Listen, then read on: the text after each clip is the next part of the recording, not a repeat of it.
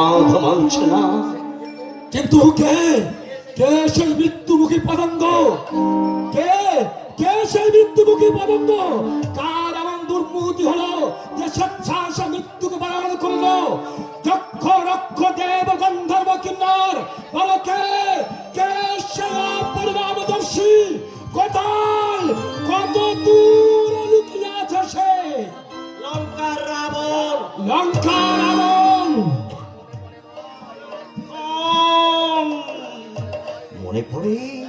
মনে পড়ে লক্ষণ, একদিন তার শৈরিনী ভগ্নী আমাদের কাছে প্রেম নিবেদন করতে এসেছিল। সঙ্গে সীতাকে দেখে ঈর্ষায় অন্ধ হয়ে সে রাক্ষসী মূর্তি ধরে তাকে গ্রাস করতে এসেছিল। আর তুমি তার নাসা খর্ব ছেদন করে তার উপযুক্ত শাস্তি দিয়েছিলে। এ বুঝি তারই প্রতিশোধ? আমিও নেব তার বিরুদ্ধে এক চরম প্রতিশোধ। যে লঙ্কা রাবণ আমার সীমা মাকে হরণ করে নিয়ে গেছে, তার বংশ বিশ্ববংশে ধ্বংস করে দেব। কোথায় কোথায় সেই রাবণ? কত দূরে সেই রাবণ?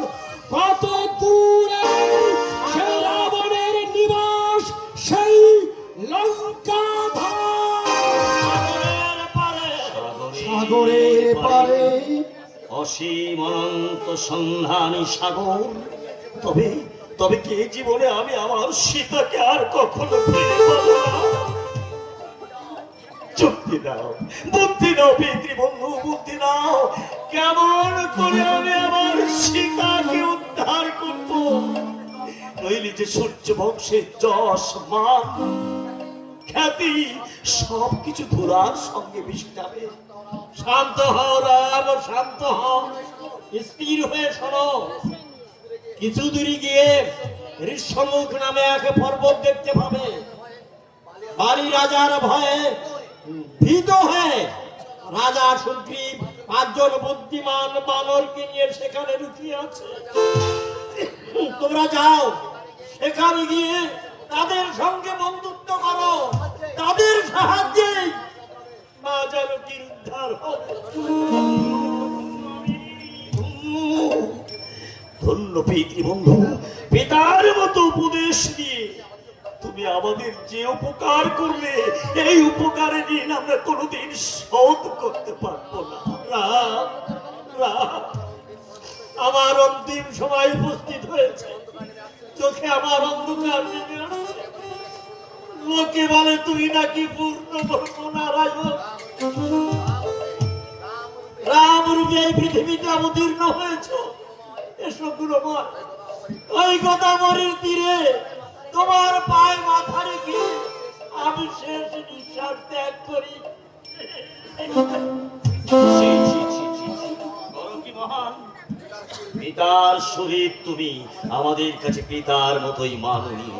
তাই পায়ে নয়, তোমার যোগ্য স্থান আমার বুকে।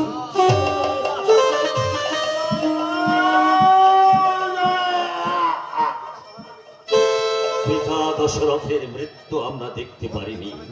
অন্তিম সময় তার মুখে এক ফোঁটা জলও আমরা দিতে পারিনি। আয় আয় রে লক্ষণ, আজ পরোপকারী পরম ধার্মিক পিতৃবন্ধুর অন্তিম ক্রিয়া সমাপন করে আমরা সেই স্বাদ পূর্ণ করি। তাই চলো দাদা, তাই চলো।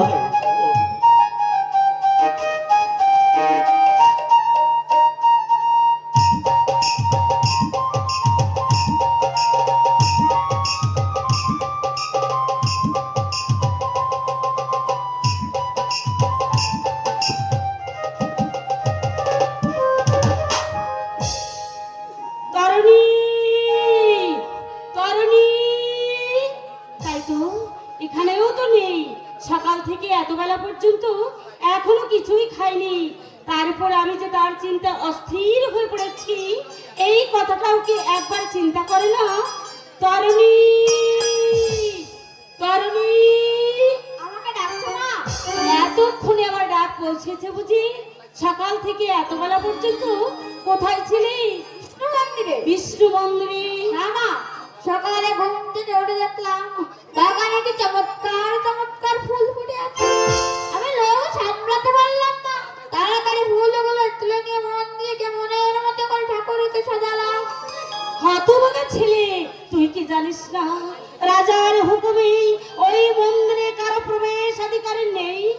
তুমি বুঝি জানো না মা, ইষ্টদা তো আমাকে সব কিছুর অধিকার দিয়েছে। কারণে জানো মা, ফুলের ছাদ করে ভগবান বিষ্ণুকেও কি মানিয়েছে, দেখলে চোখ জুড়িয়ে যায়। সবই তো আমি বুঝলাম, তাই বলে সকাল থেকে এত বেলা পর্যন্ত না খেয়ে? ওই এক দোষ মা, ঠাকুরের মূর্তির দিকে চেয়ে থাকলে আমার আর খাওয়ার কথা একদম মনে থাকে না। কারণে আমি যেন সব ভুলে যাই, কারণে এমনকি নিজেকেও ভুলে যাই। কারণে শুধু মনে হয় তোমার দেখি মাগো অরূপ আমি, সাধ মেটে না মাগো অরূপ দেখে, লোকে বলে ভগবান সুন্দর,